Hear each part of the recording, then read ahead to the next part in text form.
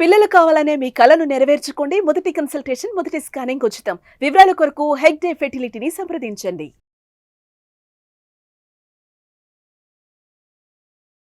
Welcome to Suman TV. నేను మీ Suman TV Nag. చాలామంది అంటే ప్రతి ఆడపిల్లకి ఒక మంచి భర్త రావాలని కోరుకుంటారు. ఫ్యామిలీలో అంటే మా ఫ్యామిలీలో వచ్చేటువంటి అబ్బాయి మాకు అనుగుణంగా ఉంటే చాలు అనుకునేటువంటి వాళ్ళు కూడా చాలామంది ఉంటారు. కామన్ అది. అయితే వేదిక్ ఆస్ట్రాలజీ అంటే మనకు నచ్చిన వాళ్ళు మన లైఫ్లోకి రావాలి అని అంటే, ఎస్పెషల్లీ ఆడపిల్లల నుంచి కనుక మనం చూసుకుంటే మనకు నచ్చిన వాళ్ళు మన లైఫ్లోకి రావాలి అని అంటే వేదిక్ ఆస్ట్రాలజీ అసలు దానికి ఏం చెప్తోంది అనేది ఈరోజు మనతో పాటు ఉమా గారు ఉన్నారు. అది వారి మాటలు తెలుసుకుందాం. నమస్కారం సార్. నమస్తే అండి. పెళ్ళిళ్ళకి సంబంధించినటువంటి వాటిలో కనుక మనం చూస్తే, ఎస్పెషల్లీ ఆడపిల్లలు ఒక మంచి హస్బెండ్ రావాలని పూజలు పునస్కారాలు ఎక్కువగా చేస్తూ ఉంటారు. నచ్చిన వాళ్ళు రావాలని చెప్పి అంటే ఏ విధంగా ఉంటే వేదిక్ ఆస్ట్రాలజీ నచ్చిన వాళ్ళకి ఇదిగో ఈ పారామీటర్స్లో అయితే నచ్చిన వాళ్ళు వస్తారని చెప్పడానికి వేదిక్ ఆస్ట్రాలజీ అసలు ఏం చెప్తోంది? సో అందరికీ నమస్కారం అండి. ముఖ్యంగా ముందుగా అమ్మాయిలకి ఇష్టమైనటువంటి వరుడు, దీన్ని ఇష్టవర ప్రాప్తి అంటారు. ఇలాంటి కలయిక కావాలి అనుకున్నప్పుడు దీన్ని రెండు రకాలుగా మనం చూసుకోవచ్చు. ఇష్టమైనటువంటి వరుడు లేదా ప్రేమించినటువంటి వరుడు. దీన్ని అమ్మాయిలకు సంబంధించి లవ్ మ్యారేజ్ కాన్సెప్ట్గా మనం తీసుకోవచ్చు, లేదా వాళ్ళకి ఇష్టమైనటువంటి వరుడు, అనుకూలమైన వరుడు. ఇష్టమైన వరుడు అనడం కన్నా అనుకూలమైన వరుడు అని చెప్తే మనం బాగుంటుంది.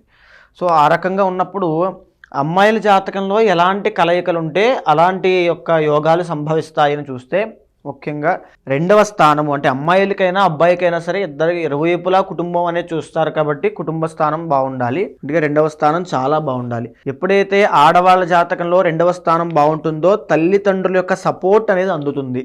అంటే నేను ఒక అబ్బాయిని ప్రేమించానమ్మా, నేను పెళ్లి చేసుకోవాలనుకుంటున్నాను అనుకున్నప్పుడు మరీ హింస పెట్టి రాద్ధాంతం చేసేటువంటి అలా కాకుండా ఆలోచించి చర్చించి ఏది మంచిదో అది చేద్దాము అనేటువంటి ఒక నిర్ణయానికి వచ్చే తల్లిదండ్రులు ఈ రెండవ స్థానం బాగున్నటువంటి ఆడవారి జాతకంలో ఎక్కువ శాతం ఉంటారు. అయితే ఇంకా పంచమ స్థానం చూస్తే ఇది లవ్కి రొమాన్స్కి సంబంధించినటువంటి స్థానం కాబట్టి ఈ పంచమ స్థానం చూస్తే ఆ వ్యక్తికి, ఆ అమ్మాయికి ఏదైతే వివాహము లవ్ అనేది యాక్సెప్ట్ చేస్తారా, అసలు అవతల వ్యక్తి లవ్ మ్యారేజ్ అయ్యేటువంటి యోగం ఉందా, అసలు ఆ అదృష్టం ఉందా లేదా అని పంచమ స్థానం చూసి మనం గ్రహించవచ్చు.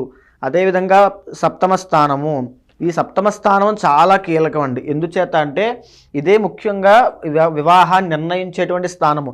ఎప్పుడైతే ఒక సప్తమాధిపతి లగ్నంలో కానీ, పంచమంలో కానీ అంటే 5వ స్థానంలో కానీ, భాగ్యంలో కానీ అంటే 9వ స్థానంలో కానీ, లాభంలో కానీ అంటే 11వ స్థానంలో కానీ ఉంటాడో ఆ సప్తమాధిపత్యం చాలా బాగుంది అని అర్థం. అంటే పెళ్ళైన తర్వాత అనుకూలమైన వరుడు, ఇష్టమైనటువంటి వరుడు, ప్రేమించిన వరుడు రావడానికి అవకాశాలు ఎక్కువ శాతం ఉంటాయి.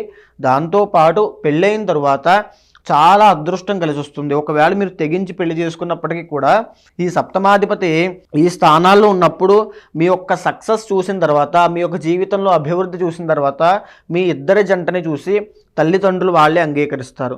ఆ రేంజ్లో వీళ్ళ యొక్క సక్సెస్ అనేది ఉంటుంది నాగరాజు గారు.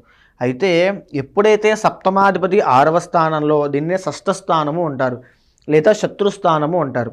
ఈ సప్తమాధిపతి లేదా అష్టమ స్థానంలో, ఈ సప్తమాధిపతి 12వ స్థానంలో, ఎప్పుడైతే సప్తమాధిపతి 6వ స్థానంలో ఉంటాడో భర్త శత్రువు కింద మారుతాడు.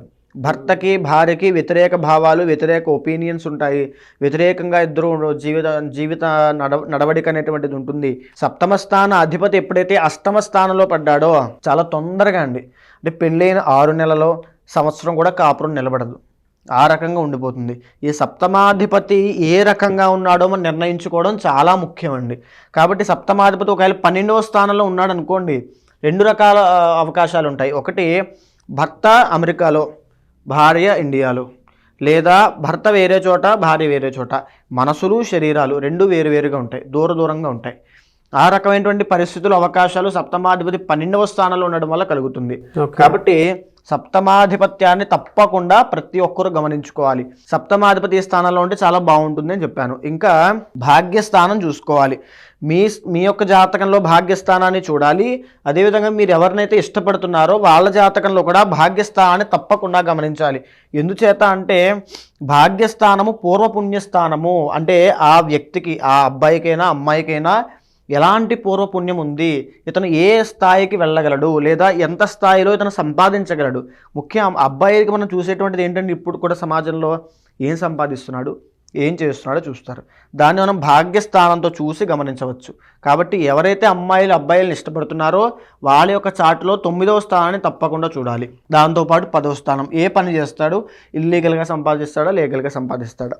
అయితే ఇంకపోతే లాభస్థానము, ఇది కోరికలని అదేవిధంగా ఆశలని నిర్ణయించేటువంటి స్థానము. ఎవరైతే అమ్మాయి జాతకంలో లాభాధిపతి చాలా బాగున్నాడో, ఏ లాభాధిపతితో భాగ్యస్థానంలో ఉన్నాడు అనుకోండి, ఈమె ఏ కోరిక కోరుకున్నా అది నెరవేరుతుంది. ఈమె కోరికలు ఫ్యాంటసీస్ చాలా ఎక్కువ ఉంటాయి కానీ అవి నెరవేరుతాయి. అంటే ఒక రాయల్ లైఫ్, లగ్జరీ లైఫ్, కోరుకునేటువంటి వ్యక్తితో కాపురం చేసేటువంటి లైఫ్. అంటే ఇకపోతే చాలామందికి అబ్బాయిల విషయంలో అమ్మాయిలకి ఒక అనుమానం ఉంటుంది, ఎక్స్ట్రా మ్యారిటల్ అఫైర్స్ ఏమైనా ఉంటాయా పెళ్లి చేసుకునే ముందు, అనుమానం అనేది ఎక్కువ ఉంటుంది. దాన్ని మనం ఎలా చూసి నిర్ణయించాలి అంటే అబ్బాయి జాతకంలో శుక్రుడు బాగున్నాడా లేదా అని చూడాలి. ఒకవేళ శుక్రుడు చాలా బాగున్నాడు అనుకోండి, ఉదాహరణకి ఏ శుక్రుడో ఏ పంచమ స్థానంలోనో ఉచ్చస్థితి, శుక్రుడు ఎక్కడ ఉచ్చస్థితి పడతాడు, మీనంలో ఉచ్చస్థితి పడతాడు. సో శుక్రుడు ఏ మీనంలో నుండి పంచమ స్థానంలో ఉన్నాడు అనుకోండి, ఎక్స్ట్రా మ్యారిటల్ అఫైర్స్ రావడానికి ఎక్కువ అవకాశాలు ఉంటాయి. లేదా 6వ స్థానంలో ఉన్నా సరే ఎక్కువ అవకాశాలు ఉంటాయి. పైగా ఆ ఆడవాళ్లతో కూడా తగువులు అవుతాయి. సో ఆ శుక్రుడి యొక్క బలాన్ని తప్పకుండా అబ్బాయి జాతకంలో చూడాలి. ఇకపోతే 12వ స్థానం, ఈ 12వ స్థానంలో ఏ శుక్రుడు నీచస్థితి పట్టాడు అనుకోండి, ఖచ్చితంగా ఈ యొక్క స్త్రీ వ్యామోహం అనేటువంటిది అబ్బాయి జాతకంలో ఎక్కువగా ఉంటుంది. శుక్రుడి యొక్క గతిని బట్టి అది నిర్ణయించాల్సి వస్తుంది. అయితే ఇకపోతే అమ్మాయి అయినా అబ్బాయి అయినా సరే, ఒకవేళ మీరు ఆ అబ్బాయిని చేసుకోవాలనుకుంటున్నారు కాబట్టి ఆ అబ్బాయి జాతకంలో D9 అంటారండి, దీన్నే నవాంశ అంటారు. మనం చూసేటువంటి జనరల్గా జన్మ కుండలి చూస్తాము, కానీ నవాంశ చూసిన తర్వాత ఆ అబ్బాయి జాతకంలో కూలంకషంగా మనం చెప్పచ్చు ఎలాంటి వివాహం అవుతుంది, వివాహం చేసుకున్నాక దాంపత్యం ఎలా ఉంటుంది అనే విషయాన్ని కూడా చెప్పచ్చు. అయితే ఇంకా అమ్మాయిలు, మాకు ఎలాగైనా అబ్బాయిని చేసుకోవాలండి, మాకు మీరు చెప్పినటువంటి అన్ని చూసుకున్నాము కానీ అబ్బాయితో పెళ్లి కావాలి, ఫలానా అబ్బాయి, అప్పుడు మేము ఏం చేయాలి? జనరల్గా మా జాతకంలో ఏముంటే మాకు పెళ్ళి అయిపోతుంది అంటే గజకేసర యోగం అని ఒకటి ఉంటుంది. గురుడు మరియు చంద్రుడు కలిసినటువంటిది.